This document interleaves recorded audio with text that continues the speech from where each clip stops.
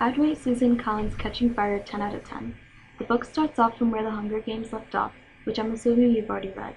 Katniss and Peeta and both of their families are very well off in the victors' village of District 12. Their peace is disrupted when Katniss comes home to President Snow in her office. He's there to warn Katniss about her actions during the previous 74th Hunger Games. He doesn't want any more rebellious stunts like that of the poisonous berries on this victory tour. Katniss does her best throughout the tour to convince the people of the 12 districts that the poisonous berries were not an act to insult the capital, but an act that came about because of the love between her and Peeta. Unfortunately, the tour does nothing to stop the uprisings in the districts, and President Snow is after Katniss. I give this book a 10 out of 10 for a couple of reasons, the main one being that it's a perfect sequel to The Hunger Games. Usually, sequels for both books and movies are never as good as the first, but Collins does a great job in this sequel. She makes it just as fun to read as The Hunger Games. There were never points in the book where things seemed to be drawn out, and if it ever did seem that way, Collins followed it up with a page-turning kind of event or scene. Another reason for the 10 out of 10 is Collins' way of continuously forwarding the plot and not allowing places where things seem stagnant.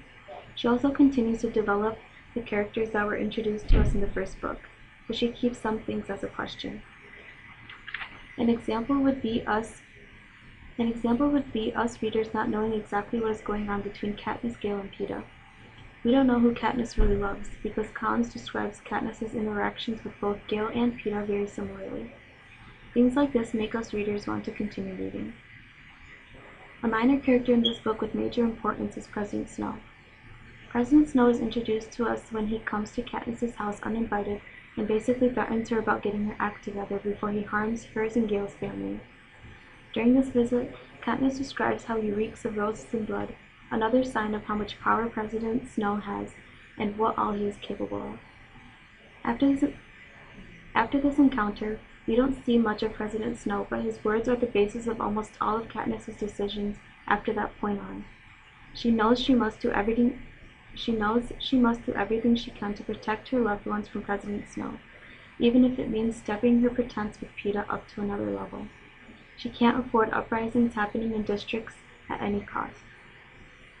Catching Fire ends with a cliffhanger, just like The Hunger Games. Katniss is in a situation where she is very helpless and doesn't know whether her family or Peeta is safe. This cliffhanger, in my opinion, is better than that of The Hunger Games because it leaves the reader with many doubts and questions in mind. I also believe that this ending has put Collins in a position where she has a lot of explaining to do, which makes it much more fun to leave off at. I believe this ending was very effective in the sense that it makes the reader want to pick up Mockingjay immediately after setting down Catching Fire. Also, Catching Fire ends in a plot twist in which Katniss is questioning whether she can trust even those whom she's trusted for the past 2 years, with her own life. This plot twist is another reason why Catching Fire's ending is so effective. I recommend reading this book, for it is very enjoyable to read, especially if you liked The Hunger Games.